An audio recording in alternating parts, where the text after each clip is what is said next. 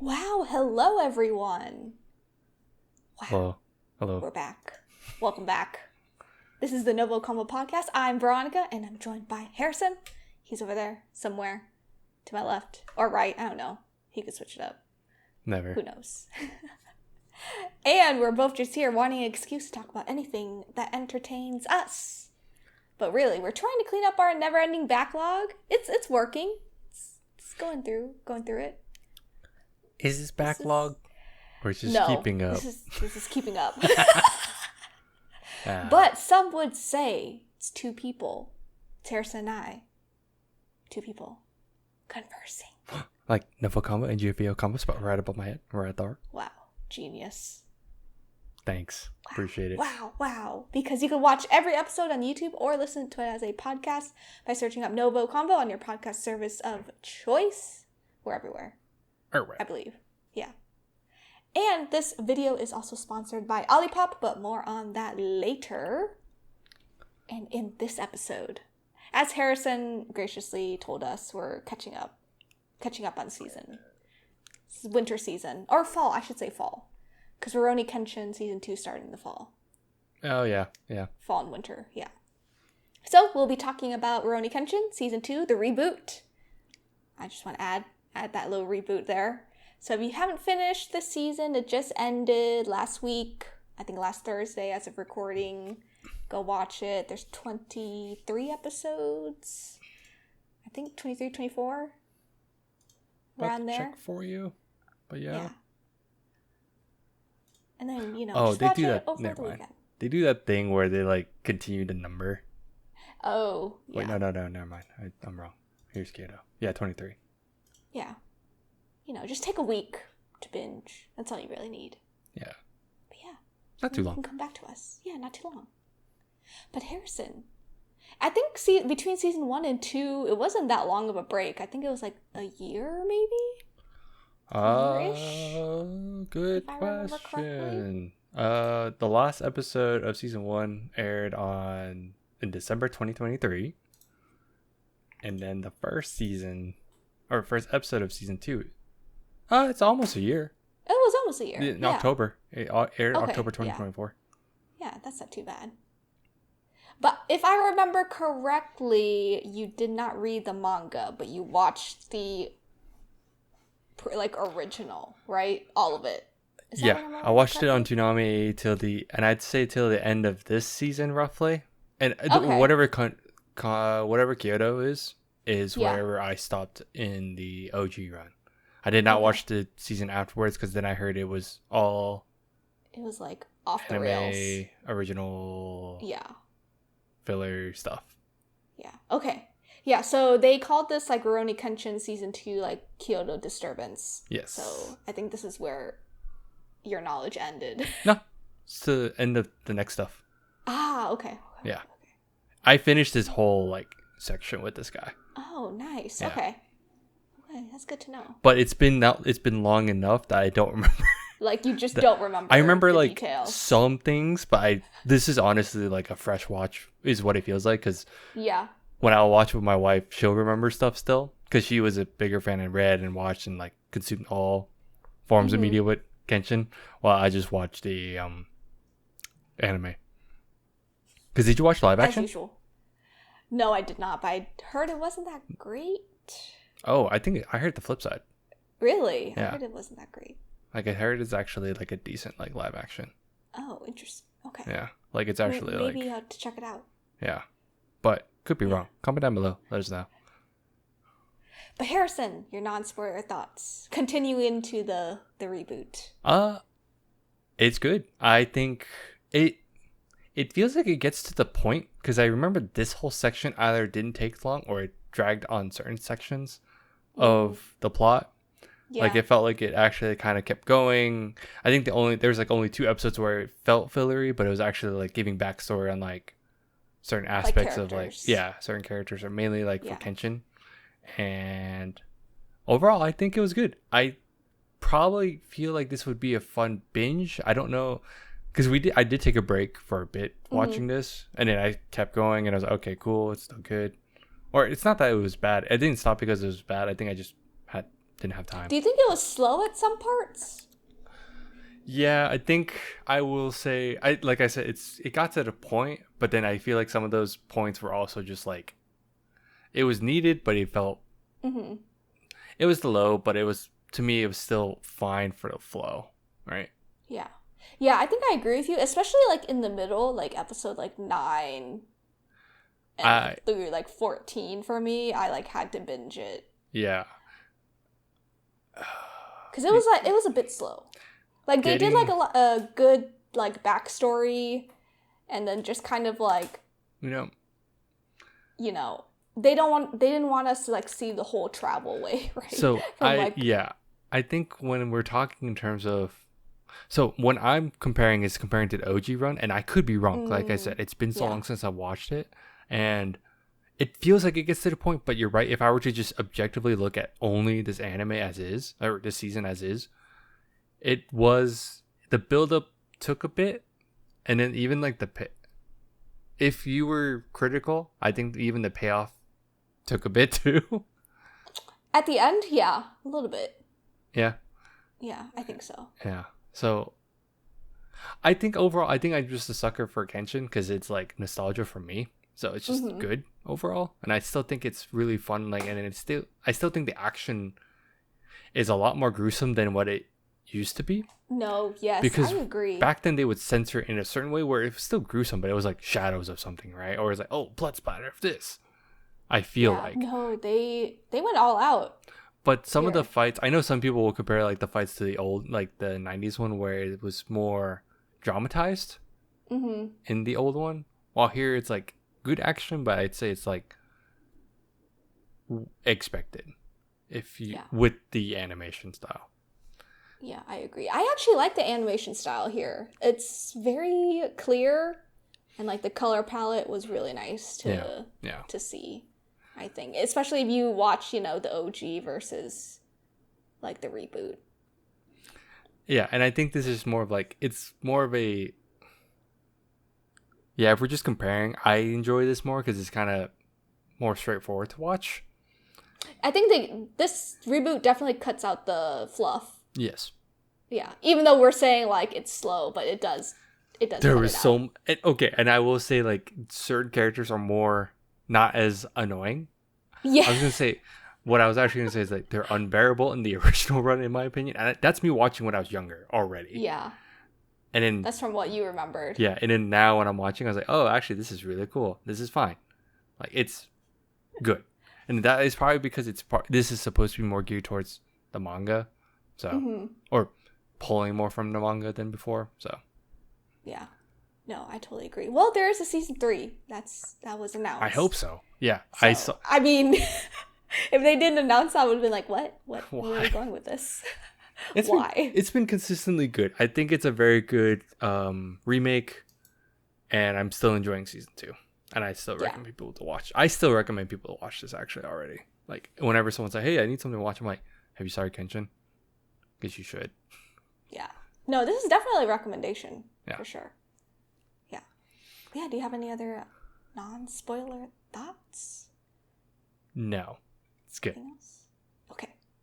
But before we get into spoilers, we're going to take a quick break to talk about our sponsors.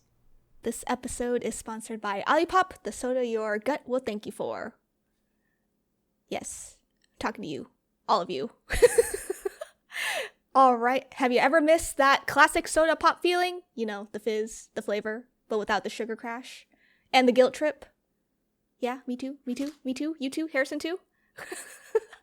All of us. That's why I'm introducing to you Olipop, the soda that's bursting with flavor and good for you too. I actually have my favorite one here, strawberry vanilla. But the other weird one that I enjoyed was banana cream. I know, it's weird, super weird, but this is my favorite. Number 1, because it only has 3 grams of sugar per can, plus it has 9 grams of prebiotic fiber. And you know what you need with fiber? To use the restroom. Hee. But yeah, that means that you're going to have a happy and healthy gut with every sip. And it looks like that they took everything we loved about classic soda and upgraded to a modern, healthy conscience person. Like you, like me, like Harrison. My co-partner. My co-host that's not here right now. So ditch the compromise and experience the soda revolution for yourself. Don't forget to use our promo code NgoVo15 NgoVo15 to get 15% off your first order on drinkolipop.com. Wow, and we're back. We're back because we don't want to cut each other off when we talk about non-spoilers anymore. Smart. Exactly. Look at me starting it up again. Oh, chef kisses. It's fine. But let's get into spoiler thoughts in 5-1. Still can't count. We get there. It's fine. Sure. We're skipping over the fluff, right? Yeah, we are. Oh my god. Do you have any ships that you would like to talk about? Because I feel like they were trying to ship Kenshin with like multiple people. Oh, by the end? Yeah, by the end. Yeah, by the end, you could tell like they were trying. Multiple, I guess just 2, right? Really? Just 2, yeah. Isn't it really like Karo and then like Megumi? Yeah, Megumi, yeah.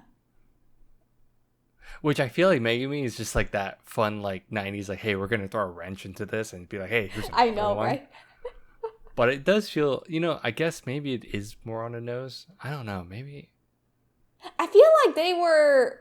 Because you watched the old one recently, right? More recently than me, technically, in the last couple of years. Yeah.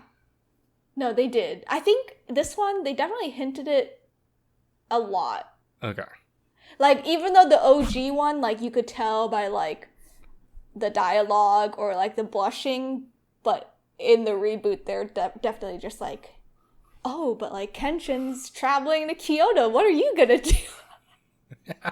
Or it's just like, oh, but like another person's like talking to him. Like, what are you gonna do? They're very pushy about it. Yeah, I think I'm just the person that's like, oh, it's gonna be Karo anyway. It's fine. Like it is, yeah. I think that's the heavier ship, and it's just very because it's more like on the nose about it. So it's the best ship. What do you mean? I see anyone that watches her stuff, just pay attention. Every time Veronica's leading, she'll ask about ships first. Like as a yes, I do. Anything, period. And I think it's hilarious. Valid. I love ships. I get you. It's fine. I get it. It's fine. I gotta know who you're shipping for your opinions to matter. The funniest thing is I don't remember how it was back then, but I thought they were going to try to ship Misao with Kenshin, and I'm glad they didn't because she's young. Yeah, she's really young. Like, young like teen? So I'm like 13, no. Like 12 or 13. Yeah, that's weird. I don't know why. I just had like this. It's the typical anime brain where I'm like, oh, they're going to do something weird. Then they didn't. I was like, thank God. Do something weird. No, but then and then they flip it. And then they're like, oh, she's in love with, what's his face? Brooding Man, Sasuke 2.0. What's his name? Oh my god. Sano? No, not Sano. No, not Sano. Aoshi. Shino. Oh yeah. Shinomori, yeah. Her, the leader, the former leader. The former leader, kind of, yeah. Yeah. How did you feel about him this season? Very anime and very 90s, and that he's brooding and one-track mind. If I was gonna have a gripe and it's like a low-key one, it was just like after a while I was like, all right, bro, I get it. I get it. It's fine. You're emo, you got fight Kenshin. Must fight Kenshin. Yeah. And it's like after a while I just I know he said it in season 1. He's like, oh, because you did this, I'm going to kill you. Blah blah blah. And I understand that it festers over time. It just feels very, I don't know. It just, I think I got annoyed with it by the end, if anything. It's just like, really, it's just like, all right, bro, just get it over with. Get it out of your system. I feel like he was like a one-minded character. And it was like nothing else mattered but killing Kenshin. And I know it's like it's trying to give the rival, it's trying to have the rival thing going. Yeah. Yeah, and I think if we're gonna be nitpicky, that was like maybe like the funny points that would come up. Like again, yes, the fight was cool and everything, but every time he popped up, I would just look at my wife, I'm like, "Look, Sasuke popped up again." Or every time he popped out, he would be in the background, just like brooding, like you say. He's like, It is typical. It could be typical abridged. It is an easy, low hanging fruit for an abridged to like pick on that bridge series, right? So yeah. Yeah, it's... Which fights did you like the most? There was a lot this season. There was a lot, and I think it was just, it wasn't too much, but it was, I think the most fun I seen was like when he was fighting his old master. Yeah. And this wasn't that much fighting, right? It was just trying to get him to like do stuff. Actually, yeah. Fight wise, I think everything was just kind of like, it was cool. I think I had more fun watching them train. Honestly. Oh yeah. You know? I think that was fun. But that's me. What about you though? I like the one where Kenshin was fighting against that one 10-sword guy with the sword. With the sword, really? Yeah, with the sword. You know? Okay. I think his name was like a Cho? Is it Cho? Yeah. You know, that whole thing was kind of crazy. It was, yeah. And I feel like with the baby. Kenshin Okay, was with the baby and everything. Okay, yeah. Yes. And he wasn't really like taking it seriously, but it was still a good fight. Yes. Actually, no, that was cool. That was pretty interesting. I thought that was like that. Yeah. I think there were some cool moments though. Like for instance, it was just like, the officer that I forget the officer. He was the one that was supposed to take place when man, dude, I'm so bad with names because Saito, I think it was Saito, is the military dude. When because he's going with Kenshin, so he leaves the other guy in charge. I thought it was just like, there's this cool moments where it was like, I think the moments I think that's what I've been gravitating more towards this season was like, he like that guy took charge, and like for instance, like it was just they build like little backstories where it was just like you know, like they had like the old police officer with the young samurai kid, like that kind of thing. So cool. The annoying plot point I will say, and I think you knew instantly, maybe, is those guys that were under it was like those ninja guys that they always showed like the trio or something. The trio, like mainly the dude with like with the hair, with the pointy hair. They were like background characters, but you saw them like once every like episode. Absolutely, and every time it popped up, I would joke with my wife. I'm like, "Hey, look, side content, but up front, like it's just a side plot point, and you knew it wasn't in the. I don't think it was in the manga, but if it was really stretched. Yeah. No, and then like 2 of them died, and then 1 of them survived, and he's like depressed. Ran into Kenshin. Yep. Yeah. Irony. Totally. I knew you were gonna point that out. I was like, I think Harrison might not like this. I did not. I was like, this is stupid. But they had to have some kind of point of view from the other side, and it was just someone to anchor to. But you didn't really need to do that. You didn't need them. You could have had you had the 10 swords already, like that. You could have. That, or even just like throw, like if they're just trying to show like the ninja dudes, because they're just trying to say, oh, it's another ninja organization, right? Yeah. I'm like, okay, cool. I didn't need to latch on to any people, but I guess you want me to feel like why they were siding with, oh my god, see, names are hard. Main bad guy, burn dude. Something? I forget his name. Give me a second. Can I not find it fast enough? Oh, Makoto. Yeah. Oh, yeah. Shishio. Yeah. Right? Yeah. Okay. I guess they tried to give a reason for like why guys would like latch onto him, but yeah, it was. I mean, they were just background characters that we don't even remember. But again, names, it's just a little thing. It wasn't even that big a deal, honestly. I'm just like, every time it popped up, I'm just, god dang it. I'm like, I'm sure you wanted more Sano content. I did. I absolutely did. I was like, meathead to meathead.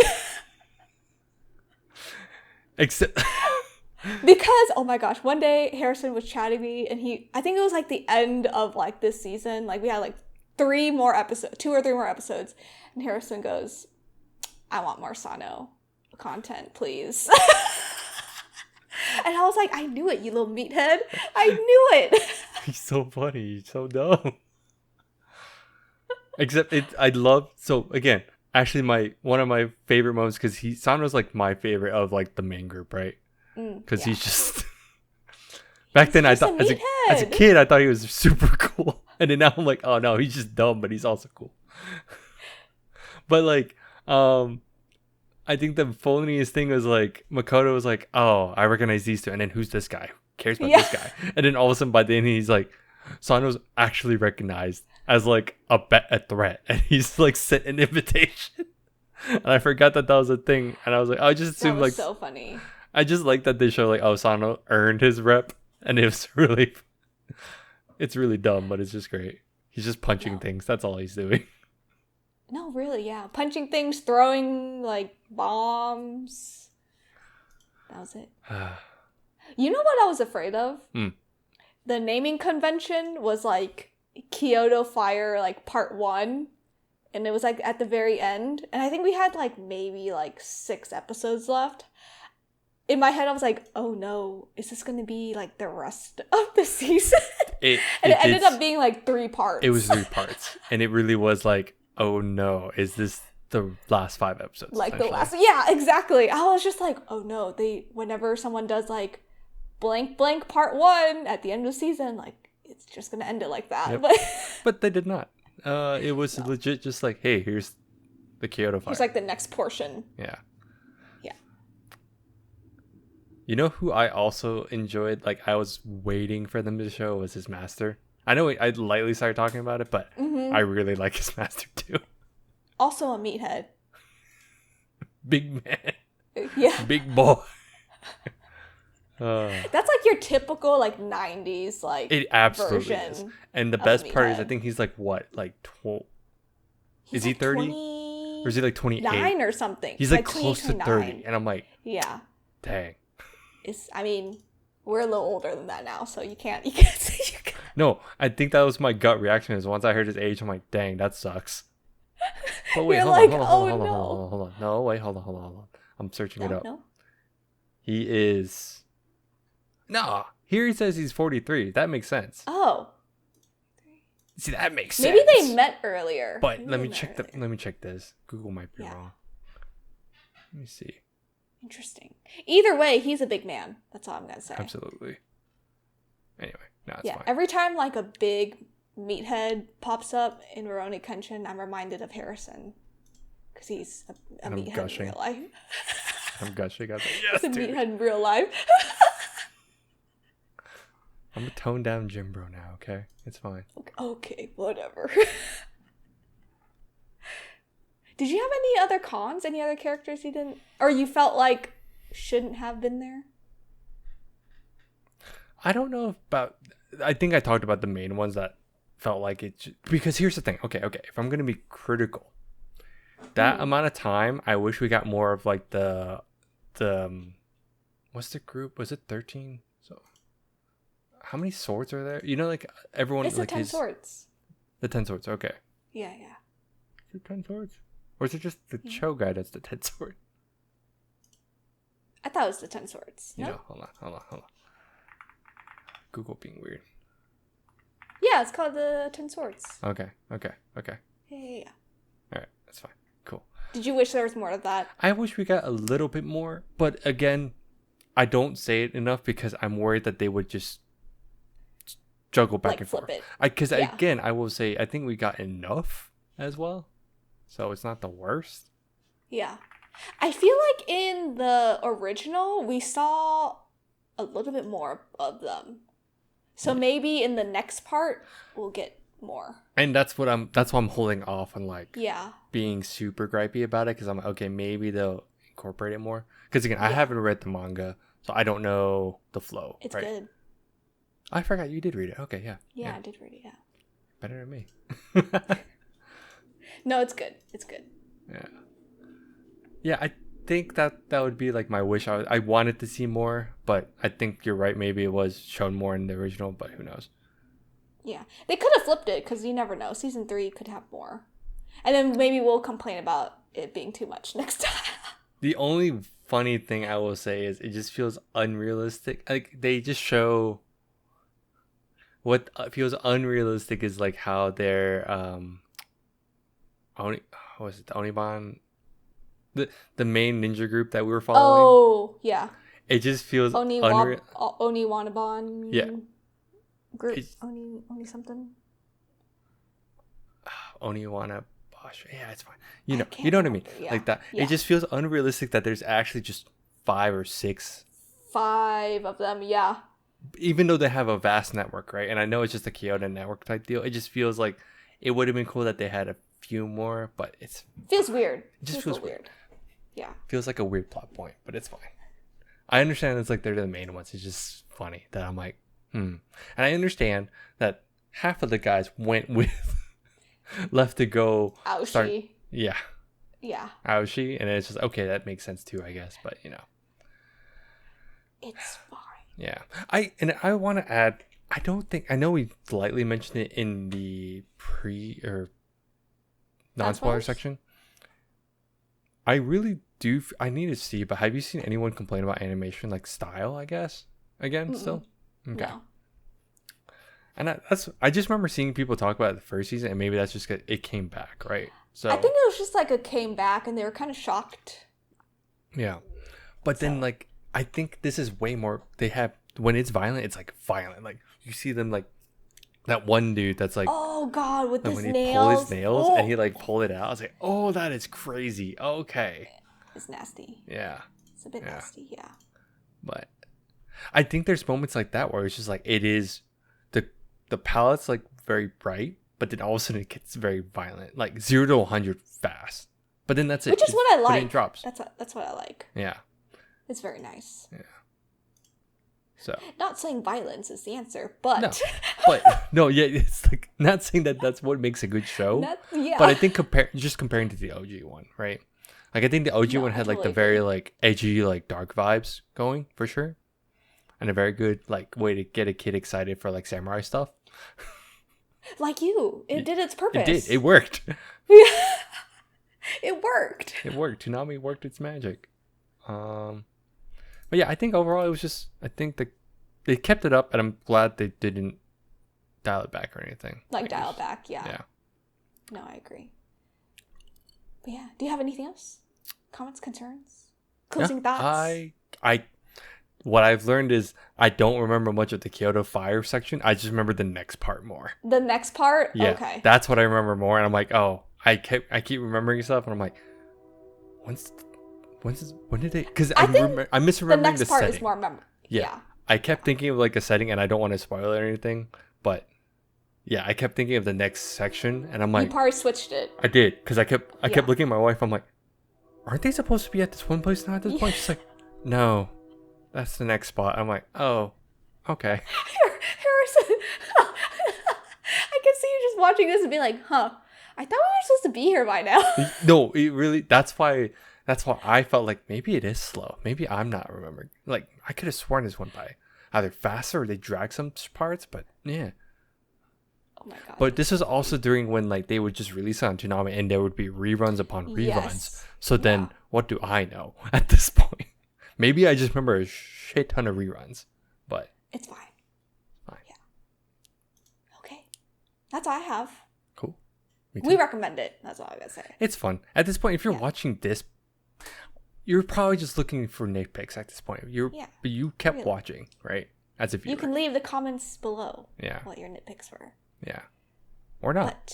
I don't know. Or not. Yes. But thanks for tuning in. You can follow us on all of our socials at NgoVo Convo and NgoVo Convo. If you're on YouTube, comment down below your thoughts on Rurouni Kenshin Season 2. Any nitpicks, cons, anything. Leave them down below. And like this video. Smash that subscribe button. And yeah, we'll talk to you next time. Bye-bye. Bye-bye.